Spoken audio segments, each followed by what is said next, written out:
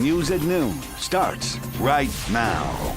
A machete fight between two men at the root of a bloody mess. Now, one of the men is battling to live, the other getting stitched up before perhaps getting arrested. Katrina Weber with how one weapon ended up causing so much damage. San Antonio police try to make sense of the sights before them in the Southwest Side neighborhood. The most unusual, two men cut and bloodied in a battle in the 3000 block of Pidluck Avenue. Officers found one wounded man outside a woman's home here, the other inside around 2:30 this morning. They say the one outside had shown up and argued with the 60-year-old man before slashing him with a machete. Hours later in the daylight, although the crime scene tape was gone, a metal gate sealed off the front yard, which was still showing evidence of the bloody violence. At some point after he was hurt, police say the victim was able to turn the tables, grabbing the machete and going after his attacker. One thing police still have not said is exactly what went wrong inside this house, how things went from angry words to a brutal attack. The man who they call the victim suffered the most serious injuries, deep cuts to his arm. The 49-year-old suspect also was cut on his arm and head. And while both were rushed to a hospital, the next stop for the suspected attacker could be jail. Katrina Weber, KSAT 12 News. Right now, the San Antonio Police Department bomb squad conducting training exercises. SAPD says you may hear the detonations, but there is no need to be concerned. The exercises start at the top of the hour and will end at 4 this afternoon. All of this taking place at the SAPD Training Academy that is off Southeast Loop 410 near Pleasanton Road. Officials say there will be several detonations. Taking a look outside with live cam. Not a cloud in the sky. We're hoping for some rain. Yes, the rain is, there is some in the forecast, some chances, but it is down the line. So we got to get through this week, and this week's going to be a little rough. Summer is really trying to hold on. It does not want to let go. And temperatures are already warming up today. We're seeing the upper 80s, and I think we'll be in the 90s here soon. 91 in Gonzales, 92 in Kennedy, 92 in Pleasanton. And you know, the difference today from yesterday is that yesterday we had some clouds, and we actually got a couple showers to bubble up. That's not going to be the case today. We're going to see a lot of sun, and temperatures will jump well into the 90s. We're thinking mid to upper 90s this afternoon. Still 82 in Bernie Stage, 85 in Comfort. A little cooler up there in the hill country. And again, here's a look at the weather where you live. 90 in New Braunfels, 85 in Kerrville. There is a little bit of a heat index too. 93 is what it feels like right now in New Braunfels. So our forecast today, mostly sunny. 96 the projected high. 93 at 7 p.m. And then we're down into the 80s tonight. More of the same ahead, but the heat indices actually go up. We look at that forecast and that rain chance that we alluded to. More on that in just a few minutes, guys. Thank you, Justin. It was a packed house as San Antonio ISD presented its proposed right-sizing plan, actually showing what it looks like. 19 schools in the district would be closed and students and staff reshuffled. Here's a look at the schools in the district that they are proposing would be shut down. 17 would close in the 2024-2025 school year. The other 2 would close the following year and get renovations. The staff's recommendation package also included details on the school buildings. The proposed district proposes to redesign, relocate, co-locate, or merge in the next few years. It also is determining which students and teachers would be relocated to the remaining schools. It is a massive plan, all to save money in a district that is losing students. But it's a plan that did not win over some parents. How is that going to be funded? Okay, so the reality is this: right sizing, it is what we're doing is we're making better use of our resources. Now the school board's plans to vote on the final recommendation package in November comes in after the community is allowed to weigh in. A baby's life endangered after being left inside a vehicle for about 3 hours, and the baby is still in critical condition right now. The baby's father, a now former Bexar County Sheriff's deputy, was arrested and facing multiple charges. 31-year-old Antonio Almaraz is the man accused of causing serious injuries to his 2-month-old baby. According to a news release, Almaraz had taken his child to the doctor for a routine appointment and returned home an hour later. Investigators say Alvarez reportedly turned off his vehicle, went inside, and left the baby inside the vehicle. It wasn't until about 1 o'clock that the baby was discovered unresponsive. It was taken to Methodist Hospital, where the infant remains. Alvarez initially gave deputies conflicting statements about what happened, but investigators were able to piece together what actually happened. Iran remaining silent on a $6 billion prisoner swap that brought 5 Americans home today. Meanwhile, as ABC's Ike Ajachi reports, President Biden is calling the deal a victory over the terrorist nation. It was a moment once thought unimaginable. And this is the real hero of this story. 5 Americans held as prisoners in Iran for years, finally back on U.S. soil, seeing their families for the first time in a while. The mother of one prisoner and the wife of another also allowed to leave the country. 3 of the former prisoners were held on espionage charges, which they and the U.S. say were fabricated. Executive Samak Namazi held for 8 years, greeted by loved ones. Surviving 8 years of brutal treatment, but never losing hope. Conservationist Murad Tabaz and businessman Ahmad Sargi, both arrested in 2018, warmly embraced by their family members. The 2 other freed American prisoners wish to remain anonymous. 1, 2, 3, freedom!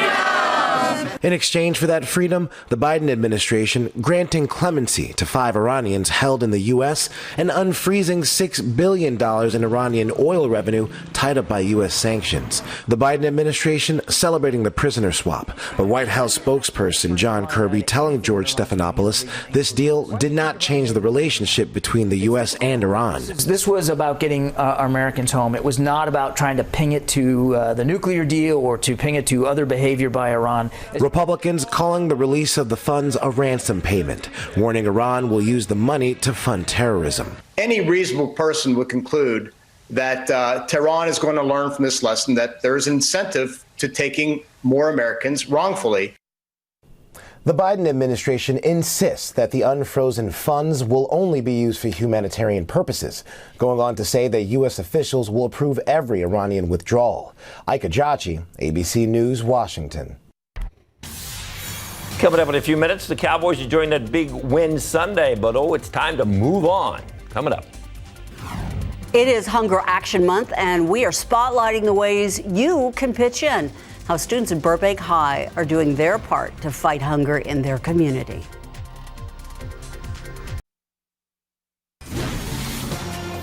The San Antonio Food Bank fights hunger year-round, but it's this month when they pull out all the stops. Hunger Action Month is important to so many who need just a little bit of help.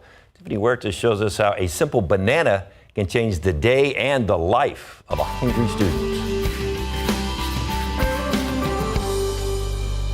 I know that when I'm hungry and I eat, even if it's like something small like an apple or a banana, it fills me up because just having that feeling of not having anything in your stomach, it feels horrible. You feel sick, you feel nauseous. 17-year-old Jose Herrera wants to make sure people in our community don't experience the feeling of hunger. He is one of the students at Burbank High School taking action against hunger. It's a topic close to his heart. Me and my family, we used to live in a shelter, so we do know about that struggle of having to be at home at a certain time, not knowing if we're gonna eat that day, not knowing that we're gonna have money for clothes for school, with supplies. Herrera says they are in a better situation today and now focuses on giving back.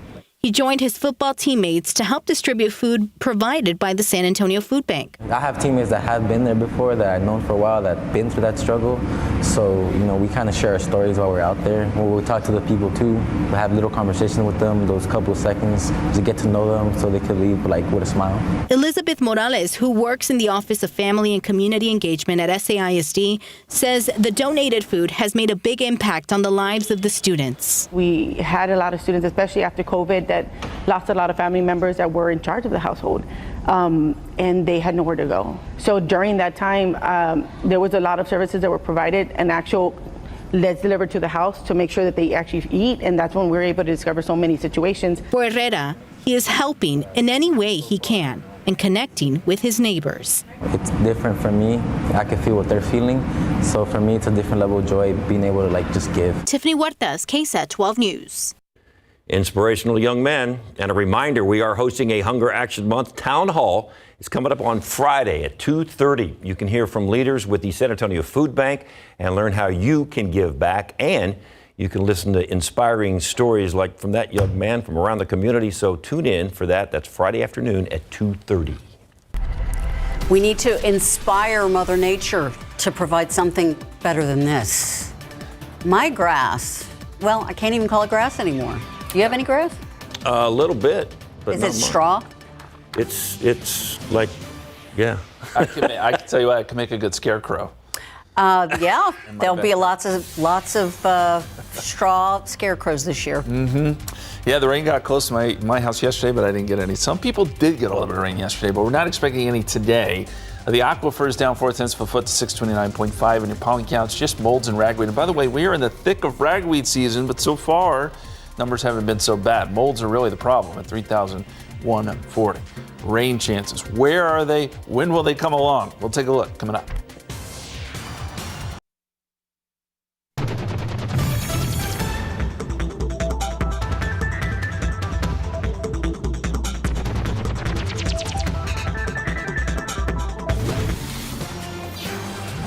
Fall just a few days away, right? Yeah, and we're in meteorological fall already.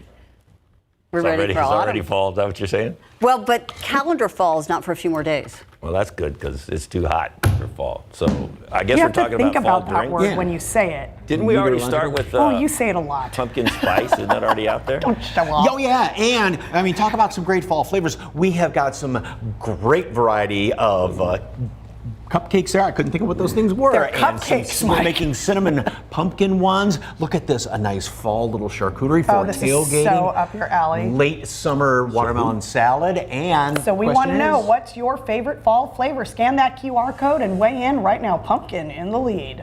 all of them. Pumpkin You cinnamon. can never pick No, I want all one of it. thing. Okay. Variety is the spice of life. Why is caramel got a 0? Oh, because everybody else, because pumpkin's 100%. No. They'll get voting. Caramel. Apple. Caramel. Apple. All right. Justin?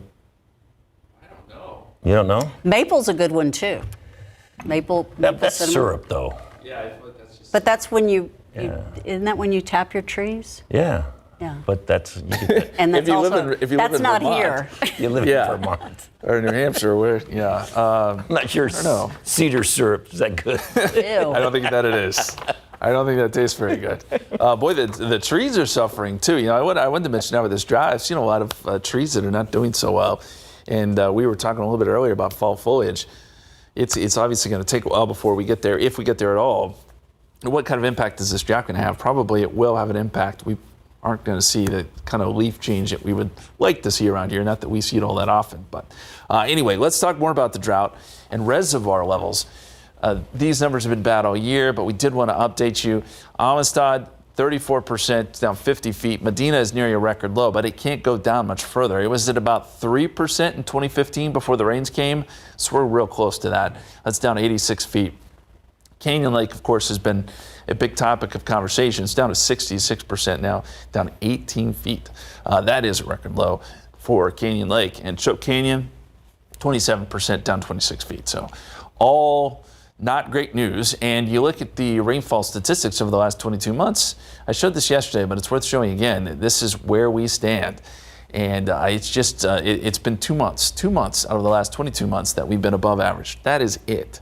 It's really kind of hard to fathom, but this is where we are. It's been a really, really rough 2 years, and we're still waiting on things to change, and they have not. We're just not seeing that kind of pattern change yet. It will come, I promise. Rain chances this week, though, aren't great. We think maybe Sunday into Monday there's an opportunity, but it's all going to depend on a frontal boundary, whether or not it makes it far enough south to give us that opportunity. And there's still some questions there as to if that will happen. 87 right now. Temperatures are on their way up. Southerly winds at 8 miles per hour. Dew point is at 66. So that's high enough to give us a feels like number in the upper 80s. Dew points for the most part are in the mid 60s. dropping a little bit, and the further they go, the better off we are because we don't have to worry about a heat index. We probably aren't going to be too concerned with the heat index today, but next couple of days, it could become a problem. Right now, it feels like 91 in Bulverde, 93 in New Braunfels, feels like 91 in Stinson. And the further east you go, the thicker the humidity is, so the higher the heat index will be. 93 is what it feels like right now in Gonzales. And it is going to be a hot week ahead. Let's look at the high temperatures. So today we're thinking 96, 97 tomorrow, and Thursday, Friday, Saturday, same story. Pretty consistent, but when you start to factor in the humidity, heat index is starting to drift up above 100. I mean, this is the last week of summer. We can do better than this, but this is unfortunately what it looks like. Saturday could be one of our hottest, most sticky days. And here's why. Our heat high is starting to build back in. This is what's been over us, remember, most of the summer. We finally pushed it down to the southwest, but now it's trying to come back a little bit. It's not going to sit over top of us. It's not going to be super hot, but it's close enough to where basically it takes rain out of the picture and keeps temperatures pretty toasty. So if you look at rainfall through Sunday, most of it is up and around this ridge of high pressure and away from San Antonio. Now, the one glimmer of hope here is that we may get a front late Sunday into Monday that'll get close enough to maybe spark off a few showers and storms. We'll see. Chances are low, and we should see the temperatures the rest of the week. Fall officially begins on Saturday, and right now we've got 97 on Sunday with a 10% chance of rain, and then a 20% shot on Monday. If that front can just get close enough, we're not even asking it to move through. Just some rain would be great, but that's where we stand right now, guys. Calendar fall. Yes. Correct. I gotcha. I'm just trying to keep it all straight. I don't want to have to say meteorological again. It's a long word. I did better that time. That was good. You did well.